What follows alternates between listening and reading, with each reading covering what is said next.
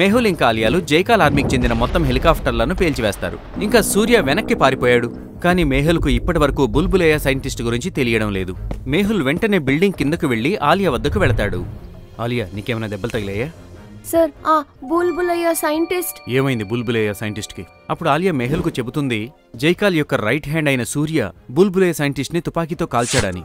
మెహుల్ వెంటనే ఆలియాతో పాటుగా బుల్బులేయా సైంటిస్ట్ ఇంటి వైపుగా వెళతాడు. బుల్బులేయా సైంటిస్ట్ తన ఇంటి వరకు చేరుకోవడానికి ఒక పజిల్ని ఏర్పాటు చేశారు. లాజికల్ ఆర్మీ, మీరేమైనా చెప్పగలుగుతారా ఇందులో ఏ దారి బుల్బులేయా సైంటిస్ట్ ఇంటికి చేరుకుంటుంది అని? ఆలోచించండి.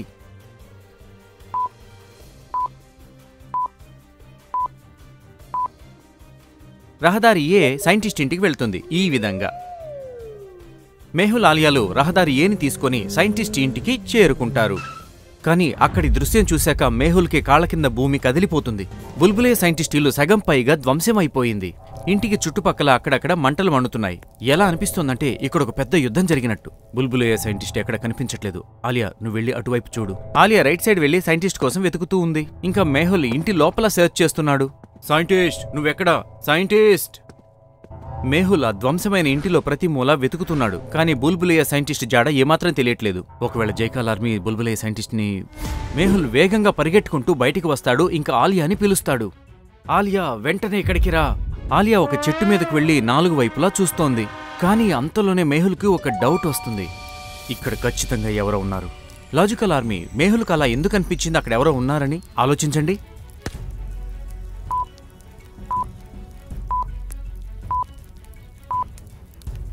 మెహుల్ ఆలియాలు ఎప్పుడైతే ఇక్కడికి వచ్చారో అప్పుడు కేవలం 3 చోట్ల మాత్రమే మండుతున్నాయి. కానీ ఇప్పుడు 5 వేర్వేరు చోట్ల మంటలు మండుతూ ఉన్నాయి. మరి ఉన్నట్టుండి ఇప్పుడు 3 చోట్ల నుంచి 5 చోట్ల మంటలు ఎలా మండుతున్నాయి? అంటే ఎవరో మంటలు మండించారు. ఇక్కడ ఖచ్చితంగా ఏదో జరుగుతోంది. మెహుల్ వెంటనే గన్ తీస్తాడు. కానీ మెహుల్ ఏదో చేసేంతలోనే చూస్తూ ఉండగానే చుట్టూ అగ్గి రాజుకుంటుంది. ఇంకా మెహుల్కి చుట్టుపక్కల అగ్నివలయం ఏర్పడుతుంది. దీని అర్థం ఇదంతా ఏదో ప్లాన్ ప్రకారమే జరుగుతోంది. మెహుల్ అగ్ని నుండి బయటికి రావడానికి ప్రయత్నిస్తాడు. కానీ అగ్ని జ్వాల ఎక్కువ అవుతుంది. మెహుల్ బట్టలకు కూడా అగ్ని అంటుకుంటుంది. మెహుల్ కాలిపోతున్నాడు. కానీ అప్పుడే ఆలియా ఫ్లయింగ్ గన్ తీసుకుని బుల్లెట్ కంటే వేగంగా అక్కడికి వస్తుంది. ఇంకా మెహుల్ని తీసుకుని అక్కడి నుంచి బయటికి వస్తుంది. ఫైర్ గన్ 2 మనుషుల బరువుని ఎక్కువసేపు మోయలేదు. కాబట్టి ఆలియా మెహుల్ వెంటనే కింద పడిపోతారు. మెహుల్ కింద పడటంతోనే నేలంతా దొర్లుతాడు. ఆలియా కూడా మెహుల్ మీద మట్టి చల్లుతుంది. మెహుల్ బట్టలకి ఉన్న మొత్తం అగ్ని మొత్తం ఆరిపోతుంది. Thank you Alia. ఒకవేళ నువ్వు ఈరోజు టయానికి రాకపోతే నేను మొత్తం కాలిపోయి ఉండేవాణ్ణి. కానీ నువ్వు ఇదంతా ఎలా చేయగలిగావు? అప్పుడు ఆలియా మెహుల్కు ఫ్లయింగ్ గన్ గురించి చెబుతుంది. కానీ హఠాత్తుగా అప్పుడు అక్కడ ఎవరో ఉన్నట్టుగా శబ్దం వస్తుంది. మెహుల్ ఆలియాలు అలర్ట్ అయిపోతారు. మెహుల్కి అర్థమైపోతుంది శత్రువు ఎక్కడున్నాడు అని. లాజికల్ ఆర్మీ, ఈ సీన్ మొత్తం చూసి మీరు చెప్పగలుగుతారా శత్రువు ఎక్కడ దాక్కున్నాడని? ఆలోచించండి.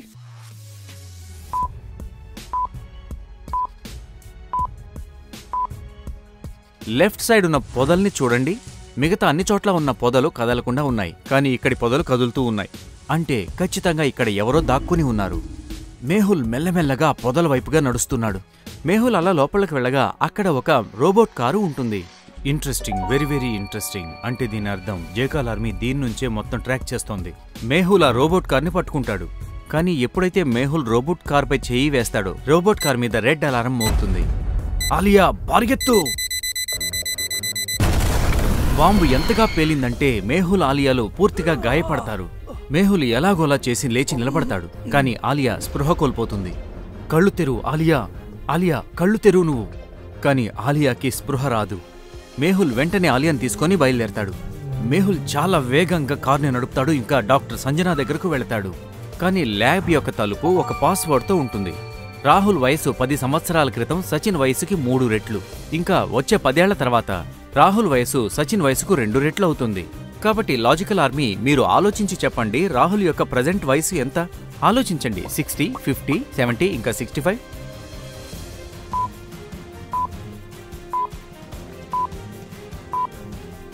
రాహుల్ యొక్క ప్రస్తుత వయసు 70 ఏళ్లు. ఇంకా సచిన్ యొక్క ప్రస్తుత వయసు 30 ఏళ్లు. 10 సంవత్సరాల క్రితం రాహుల్ వయసు 60. ఇంకా సచిన్ యొక్క వయసు 20. అంటే 3 రెట్లయింది. ఇంకా 10 ఏళ్ల తర్వాత రాహుల్ వయసు 80 అవుతుంది. ఇంకా సచిన్ వయసు 40 అవుతుంది. అంటే డబల్ అయింది. అర్థమైందా మీకు? ఒకవేళ మీకు అర్థం కాకపోతే కామెంట్ సెక్షన్లో పూర్తిగా వివరించాను. మెహుల్ తను క్యాలిక్యులేట్ చేసుకుని సరైన ఆన్సర్ని చెప్తాడు. ఇంకా ల్యాబ్ లోపలికి వెళతాడు. మేహుల్ ఆలియాని తీసుకుని వెంటనే డాక్టర్ సంజన దగ్గరకు తీసుకెళ్తాడు. ఆలియా స్పృహ తప్పి పడిపోవడం చూసి డాక్టర్ సంజన భయపడుతుంది. డాక్టర్ సంజన, త్వరగా ఏదో ఒకటి చేయండి, ఆలియా కళ్ళు తెరవడం లేదు. డాక్టర్ సంజన వెంటనే ఆలియాను బెడ్పై పడుకోబెట్టి చెక్ చేస్తుంది. ఏమైంది డాక్టర్ సంజన? ప్లీజ్ దయచేసి నాకు చెప్పండి. కానీ డాక్టర్ సంజన ఏమీ చెప్పదు, కానీ ఏడుస్తుంది. మేహుల్ బాగా కంగారు పడతాడు. ఇంకా డాక్టర్ సంజన 2 చేతులు పట్టుకొని అడగడం మొదలు పెడతాడు. డాక్టర్ సంజన ఏడుస్తూ చెప్తుంది, ఆలియా గుండె చప్పుడు వినిపించట్లేదు. అంటే ఆలియా అంటూ మేహుల్ మోకాళ్లపై కూలబడిపోతాడు. మేహుల్ కళ్ళ నుండి కన్నీళ్లు కారతాయి. అతనికి నమ్మకం కలగడం లేదు ఆలియా ఇక మీదట ఉండదు అంటే. మేహుల్ నిశ్శబ్దంగా మారిపోతాడు. కానీ వెంటనే మేహుల్ నిలబడిపోతాడు. డాక్టర్ సంజన, మీరు చివరిగా ఒక్కసారి ప్రయత్నించగలుగుతారా? 1, 2, 3. మేహుల్ మళ్ళీ మళ్ళీ ఆలియాకు ఏవీ చేస్తాడు.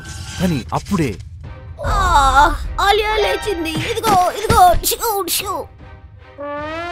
మేహుల్ వెంటనే ఆలియా మొహంపై నీళ్లు చల్లుతాడు. ఆలియా భయపడి లేచి కూర్చుంటుంది.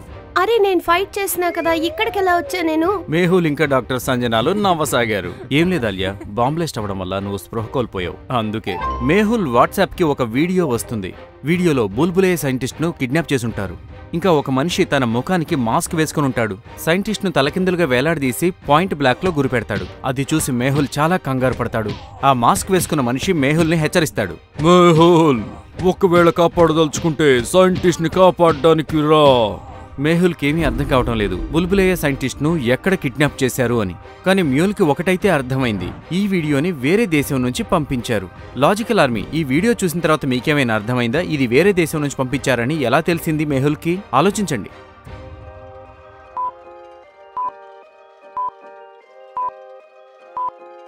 లాజికల్ ఆర్మీ, ఏ వాట్సాప్ నంబర్ నుండైతే వీడియోస్ పంపించబడ్డాయో ఆ నంబర్ చూడండి. దానికి ముందు +61 ఉంది. ఇంకా +61 ఆస్ట్రేలియా యొక్క code. Interesting, very very interesting. అంటే ఈ వీడియో ఆస్ట్రేలియా నుంచి పంపించారు. మేహుల్ వెంటనే తన మొబైల్లో ఆస్ట్రేలియా డిటెక్టివ్ యొక్క నెంబర్ కోసం వెతుకుతాడు. లాజికల్ ఆర్మీ, ప్రపంచంలో మేహుల్కి డిటెక్టివ్ స్నేహితులంటూ లేని దేశమే లేదు. మేహుల్ ఎప్పుడైనా ఏదైనా దేశానికి వెళ్తే అక్కడ తన డిటెక్టివ్ స్నేహితుల్ని కలుస్తాడు. మేహుల్కి ఆస్ట్రేలియా డిటెక్టివ్ నెంబర్ తెలుస్తుంది. మేహుల్ అతనికి కాల్ చేస్తాడు. Hello, detective Mehul speaking from India, I need your help. ఆ తర్వాత మేహుల్ ఆస్ట్రేలియా డిటెక్టివ్కి మొత్తం స్టోరీ చెప్తాడు.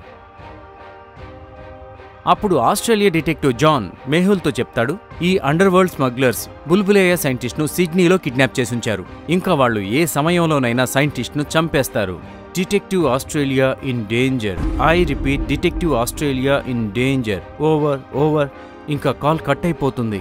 ఏమైంది సార్? బుల్బులయ్య సైంటిస్ట్ సేఫే కదా? ఆలియా, బుల్బులయ్య సైంటిస్ట్ ప్రాణాలు ప్రమాదంలో ఉన్నాయి. ఇంకా ఆస్ట్రేలియా డిటెక్టివ్ కూడా సేఫ్ కాదు. నేను వెంటనే సిడ్నీ వెళ్ళాలి. నేను కూడా మీతో వస్తాను. మేహుల్ ఆలియాని తనతో పాటు రావడానికి నిరాకరిస్తాడు. ఎందుకంటే ఆలియా ఇప్పుడే మృత్యుముఖం నుంచి బయటకు వచ్చింది, ఇంకా పూర్తిగా రికవర్ కాలేదు. ఆలియా మూతి ముడుచుకొని కూర్చుంటుంది. ఈ అమ్మాయి ఎప్పుడు మారుతుందో, దీనికి నేను ఎలా చెప్పాలి? మేహుల్ ఇండియన్ ఆర్మీని కాంటాక్ట్ చేసి ఒక షిప్ ని రెడీ చేయమంటాడు. నేను చాలా సీక్రెట్ గా ఈ మిషన్ లో వర్క్ చేయాలి, లేదంటే ఆస్ట్రేలియాలో పానిక్ అవుతుంది. ఆ తర్వాత మేహుల్ డాక్టర్ సంజన ఇంకా ఆలియాలకు బాయ్ చెప్పి తన ఇంటి వైపుగా వెళతాడు. మేహుల్కు దారిలో ఒక అమ్మాయి రోడ్డు పక్కన పడిపోయి కనపడుతుంది. ఆమె స్కూటీ కూడా రోడ్డు పక్కనే పడి ఉంది. చూస్తే ఎవరో యాక్సిడెంట్ చేసి పారిపోయినట్టున్నారు. మేహుల్ కారుని ఆపుతాడు. కానీ మేహుల్కు వెంటనే అర్థమైపోతుంది ఆ అమ్మాయికి యాక్సిడెంట్ జరగలేదు, కావాలనే ఆ అమ్మాయి ఆ విధంగా పడి ఉంది అని. లాజికల్ ఆర్మీ, మేహుల్కి ఎలా అర్థమైంది ఆ అమ్మాయికి యాక్సిడెంట్ కాలేదు, ఊరికే నటిస్తోందని? ఆలోచించండి.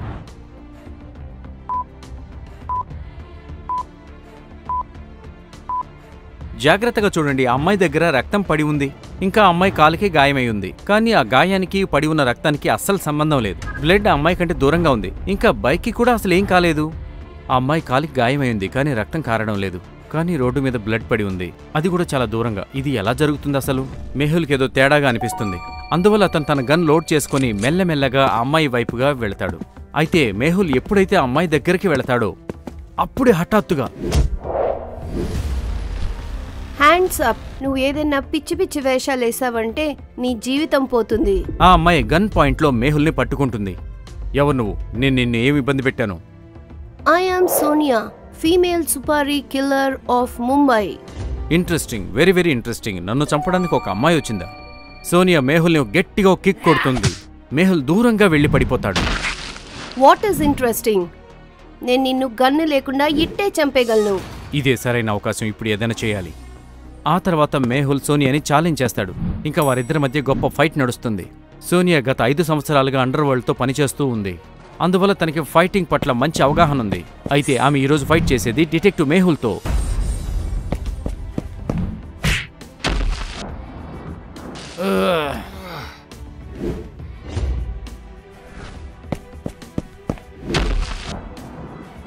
మేహుల్ ఫోకస్ చేస్తాడు.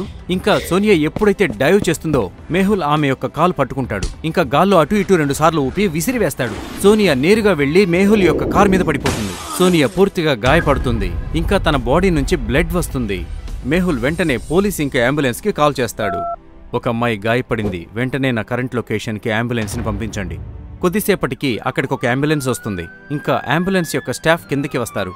కానీ అంబులెన్స్ ఇంకా స్టాఫ్ ను చూసి మేహుల్ అర్థం చేసుకుంటాడు ఇది నకిలీ అంబులెన్స్ అని. ఎలా లాజికల్ ఆర్మీ? మేహుల్కి ఇది ఎలా అర్థమవుతుంది ఆలోచించండి.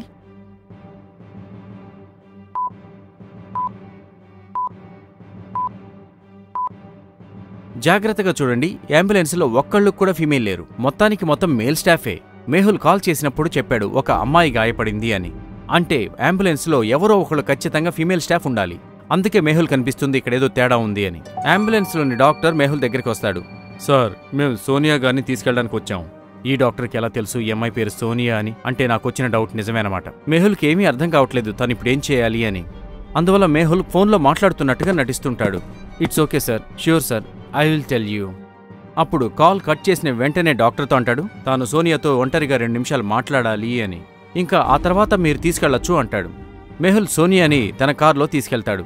ఇంకా అవకాశం దొరకగానే కార్ని స్టార్ట్ చేసి పూర్తి వేగంతో కార్ని నడిపిస్తాడు. అది చూసి అంబులెన్స్ డాక్టర్ వెంటనే అంబులెన్స్ లోంచి గన్ తీసి ఫైర్ చేస్తాడు. కొద్ది దూరం వెళ్ళాక మేహుల్ తన కారు నుంచి ఒక బటన్ నొక్కుతాడు. ఇంకా తన కారు వెనుక నుండి ఒక చిన్న మిసైల్ బయలుదేరుతుంది. మిసైల్ నేరుగా వెళ్లి అంబులెన్స్ ని ఢీకొంటుంది. అంబులెన్స్ బ్లాస్ట్ అవుతుంది. డిటెక్టివ్ మేహుల్ గురించి చాలా విన్నాను, ఆ మనిషిని ఇప్పుడు చూస్తున్నాను. మేహుల్ సోనియాని తీసుకుని హాస్పిటల్కి వెళ్తాడు. మేహుల్కి హాస్పిటల్లో డాక్టర్ కేబిన్ పక్కన ఒక మనిషి కనిపిస్తాడు.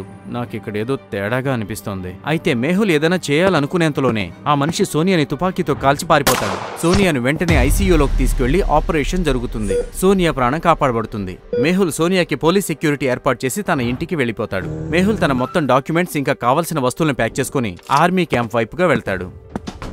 దారిలో మేహుల్ డాక్టర్ సంజనాకి కాల్ చేస్తాడు. ఆలియా గురించి అడుగుతాడు. అప్పుడు డాక్టర్ సంజన చెబుతుంది ఆలియా ఇప్పుడు కూడా మూతి ముడుచుకొనే కూర్చొనుంది అని. డాక్టర్ సంజన, నన్ను ఆలియాతో మాట్లాడించండి. కానీ ఆలియా మేహుల్తో మాట్లాడదు.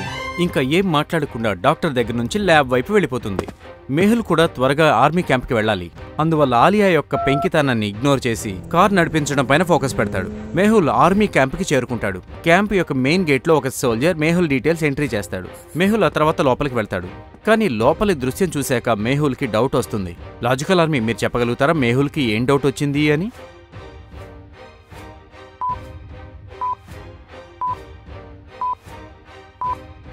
మేహుల్ ఏ రిజిస్టర్లో అయితే ఎంట్రీ చేశాడో దాంట్లో మేహుల్ కంటే ముందు 2 పేర్లు మాత్రమే ఉన్నాయి. ఇంకా క్యాంపులో మేహుల్కి లోపల 3 కనిపిస్తున్నారు. ఒక మాలి మొక్కలకి నీళ్లు పోస్తున్నాడు. ఇంకా మిగిలిన 2 శుభ్రం చేస్తూ ఉన్నారు. మేహుల్ ఆ మాలి దగ్గరికి వెళ్లి అడుగుతాడు. అప్పుడు తెలుస్తుంది అతను మాలి కాదు, సోల్జర్ అని. మేహుల్ లోపలికి వెళ్లి ఆర్మీ ఆఫీసర్ని కలుస్తాడు. ఇంకా అండర్ వరల్డ్ స్మగ్లింగ్ గురించి చెబుతాడు.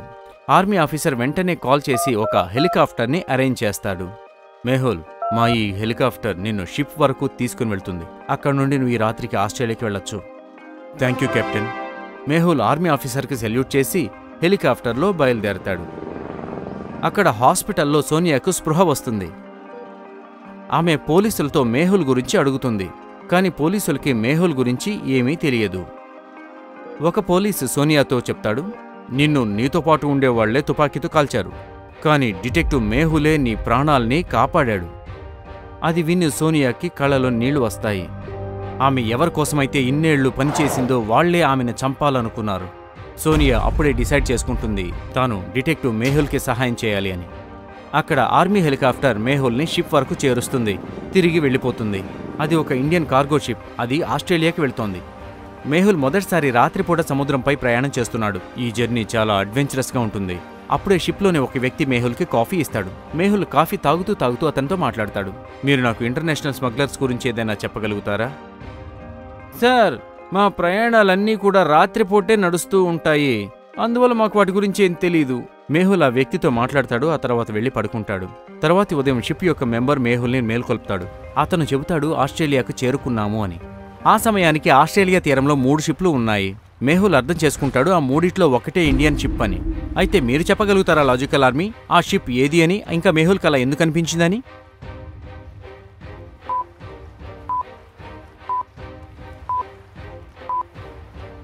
మూడిటి మీద రకరకాల దేశాల జెండాలున్నాయి. 3 ఫ్లాగ్లు చూడడానికి ఇండియన్ ఫ్లాగ్ లాగానే ఉన్నాయి, కానీ మొదటిది మాత్రమే ఇండియన్ ఫ్లాగ్. మేహుల్ షిప్ నుంచి కిందకి వస్తాడు. అతనికి అర్థమవుతుంది అతను మెల్బోర్న్లో ఉన్నాడని. ఇప్పుడు నేను చాలా త్వరగా మెల్బోర్న్ నుంచి సిడ్నీకి వెళ్ళాలి. మేహుల్ వెంటనే ఒక ఏజెంట్ సహాయంతో ఫ్లైట్ టికెట్ బుక్ చేసుకుంటాడు. ఇంకా సిడ్నీకి వెళ్లే ఫ్లైట్లో బయలుదేరతాడు. సిడ్నీ ఎయిర్పోర్ట్ చేరుకోగానే ఆస్ట్రేలియన్ డిటెక్టివ్కి మేహుల్ ఫోన్ చేస్తాడు. Hello, detective Mehul speaking. I reached Sydney. I want to meet you. Australian detective మేహుల్కి ఒక అడ్రస్ చెప్పి అక్కడికి రమ్మంటాడు. ఆ అడ్రస్ ఒక అడవిది. అడవిలోకి వెళ్ళడానికి 3 మార్గాలున్నాయి. మొదటి దారిలో ఆస్ట్రేలియన్ పోలీసులు వస్తారు. రెండవ దారిలో కొంతమంది గుండాలుంటారు. ఇక 3వ దారిలో అడవి జంతువులన్నీ ఉంటాయి. ఏంటి లాజికల్ ఆర్మీ, చెప్పగలుగుతారా మేహుల్ ఇందులో ఏ దారి ఎంచుకుంటాడు అని? ఆలోచించండి.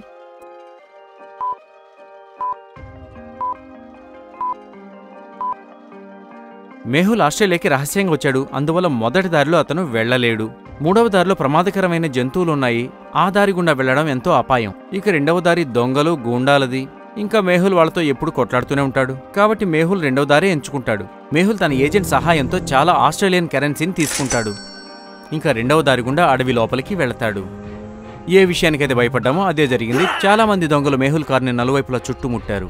మేహుల్ తన బ్యాగ్ నుండి నోట్ల కట్టను తీసి ఆ దొంగల వైపు విసురుతాడు.